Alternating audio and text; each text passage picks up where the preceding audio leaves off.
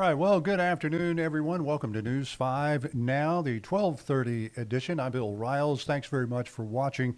We'll get to some of the big stories that we're covering today and, of course, look at our question of the day, our poll of the day, and that's all coming right up.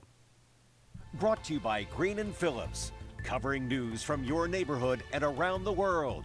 News 5 Now starts right now.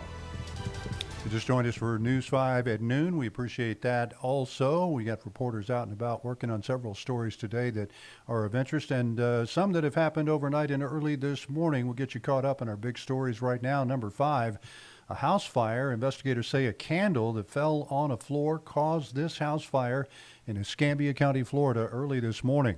This happened about 5:45 on McNeil Street. Escambia County Fire Rescue shared this video with us. 2 dogs died in this fire. The home is a total loss. Number 4, Mobile Fire Rescue was busier last year than in 2023. The fire department released its annual report for 2024. Last year, there were more than 40,000 calls for service, most of them for emergency rescue and medical services. The department received just over 38,000 calls in 2023. Some of those high-profile calls this year were included the high-rise rescue of a window washer stuck on the side of RSA Tower and the rescue of 2 puppies thrown from the Dog River Bridge. Number 3, 2 men have been charged in a shooting in Mobile. Mondale Busby and Brandon White were charged with assault and shooting into homes and a vehicle. They're accused of shooting a man on Highland Avenue near Africatown Boulevard 2 weeks ago. Busby turned himself in Monday afternoon. White's probation officer arrested him last week. Number 2, the Mobile County Commission is taking the rare step of trying to close a bar that's been the site of violence. A public hearing will be held next week to determine whether the Alabama Bar and Lounge in West Mobile County is a public safety problem. The bar's owner, Joseph Johnson, has responded. He says he does all he can to run a safe, enjoyable bar, but he says the government can't close every place violence happens. There are more comments on this story at WKRG.com. Also, Chad Petrie reported that story, and he talked with some nearby homeowners as well. And number 1, Pensacola is entering negotiations with the United Soccer League, or USL. This includes the possibility of funding and determining a location for a new stadium for a professional soccer team in the city. The USL is the only sports organization to provide a path from youth league to professional. It's the beginning of a potential project that could take a couple of years to develop. And those are some of the stories that we are reporting this afternoon. We'll get you over to our question of the day.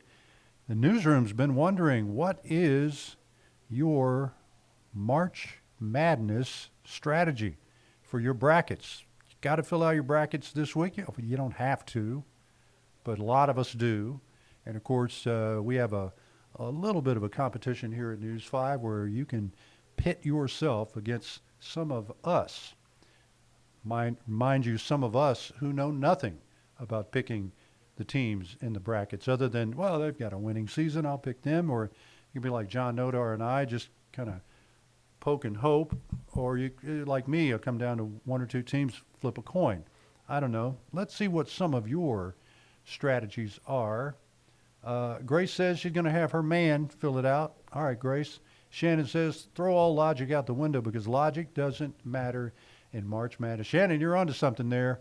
I believe that for sure. Britain says Auburn versus Alabama for the championship. Would that not be a final championship game for the ages to have Alabama and Auburn?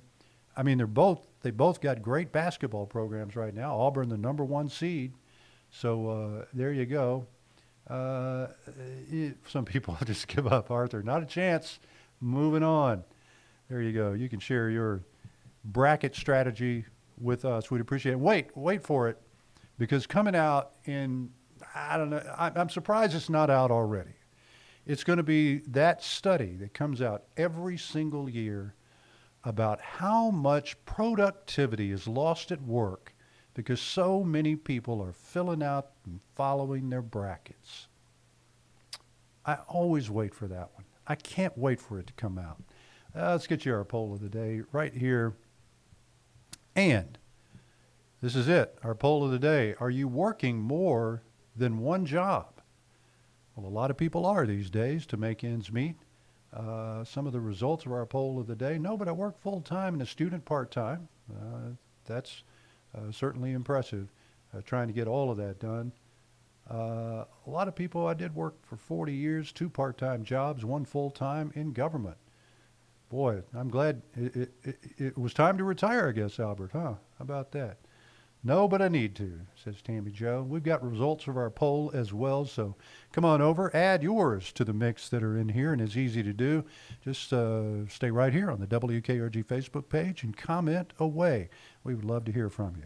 We'll be back later on today. Our big block of news starts with the 4 on 5 with Cherish Lombard this afternoon at 4 o'clock, and it just goes on from there. More News 5 Now at 5:30 today, right after our 5 o'clock newscast, and we hope to see you then. Thanks for watching.